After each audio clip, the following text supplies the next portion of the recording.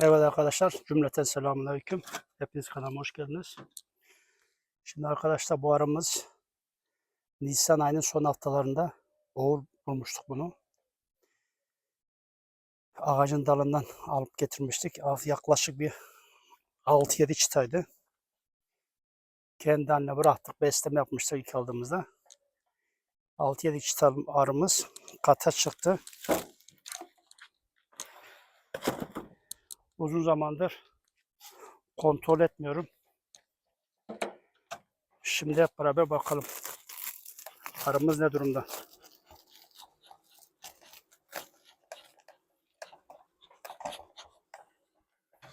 Arkadaşlar bal akımı bitti bizim burada artık. Arının pek yiyecek bir şey kalmadı. Bu yıl belimin rahatsızlığından dolayı ayçiçeğine götürdüm arıları. Ayçiçeğine götüremedim. Şu an ayçiçeği hala devam ediyor.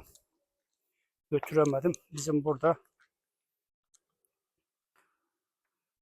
genelde ıhlamur, akasya vardı öncesinde. Ihlamur daha ağırlıklı. İşte doğada olanlarla arıların yapabildiği ballar bakalım ne derece bal yapmış. Şu an baktığımız arılar yine 6 tane yaklaşık 5-6 arımız var. En verimlisi bu gözüküyor. En son kontrolümde öyleydi. Şimdi hep beraber bakalım arkadaşlar. Arımız ne durumda?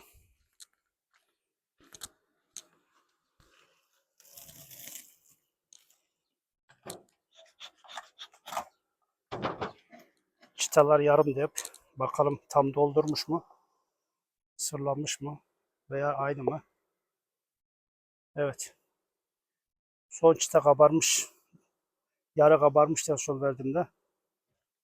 Bunun iç yüzünü olduğu gibi ballı arkadaşlar. Getirmeye devam ediyor galiba. Maşallah. Üstten sırlı arkadaşlar. Aşağılar komple dolu. Bunu da sırlamaya devam edecek tabi. Çıta tamamen dolu.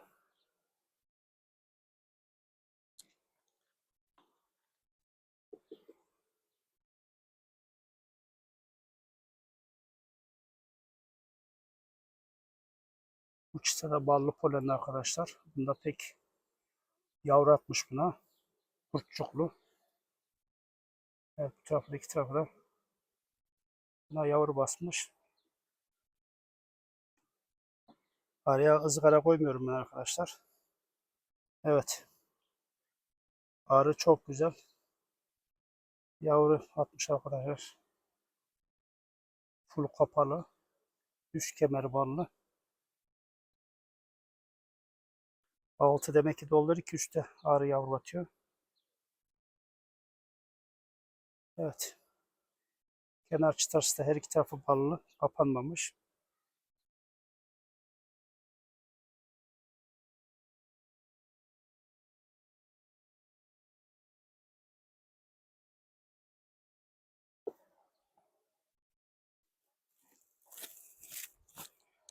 Alt katını bir kontrol edelim bir de.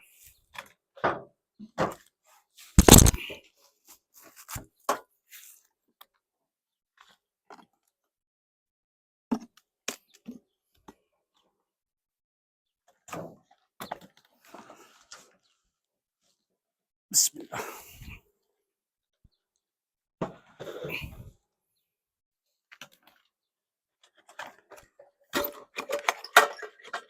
Biraz sonra. Buraya araya bir mi iki bir çıta vermiştim arkadaşlar, kabarmış. Yarı kabarmış çıta koymuştum. Arı rahat çalışsın diye.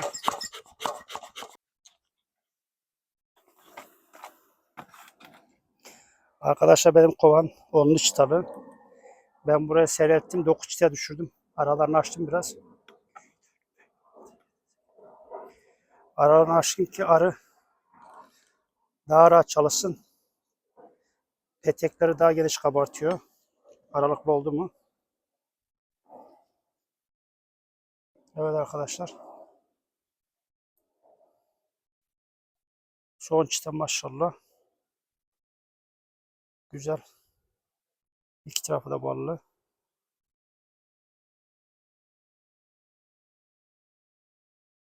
Bıraktığım çıta hiçbir şey yapmamış arkadaşlar.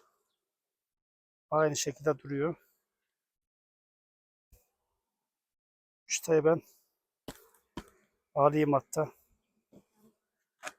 Bu saatten sonra pek ağır bir şey getiremez. En azından boş olanları daha iyi kapatsın. Getirdiğiyle. Evet. Yine bu çıtamızda yarı çıta diyelim arkadaşlar. Bu da olmamış.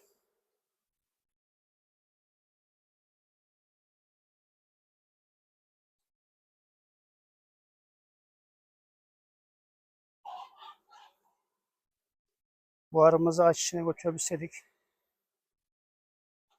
bu arı patlardı arkadaşlar. Full basardı bunları. Dediğim gibi burada akım yok şu an. 7. ay bitmek üzere neredeyse. Artık akım yok burada. Yine de çıtlar güzel maşallah. Yiyecek paramızı en azından sağlıyor arkadaşlar. Hiç çoktan iyidir maşallah. Çıtalar full polen. Yarı kadar kemerli hepsi. Aşağı yukarı.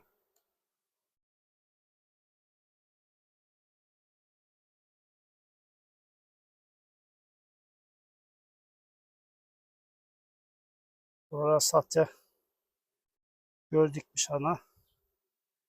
Anaya gözdağı veriyorlar galiba. 3-4 tane var arkadaşlar. İşleri boş hepsinin. İşte okumuyorum. Aranın düzenini bozmuyorum. İşte çok güzel polenin hepsi.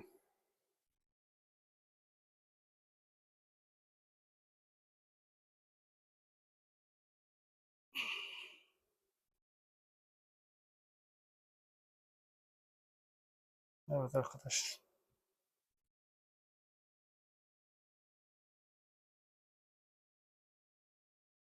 Bunları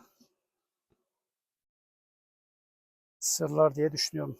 İleriki zamanlarda şöyle yaklaşık bir ay daha bekleteyim arkadaşlar.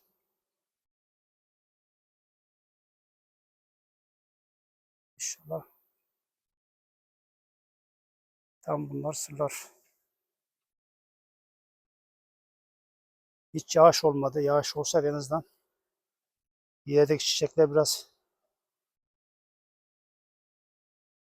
açardı. Çok kurak gitti arkadaşlar. Sıcak havalar.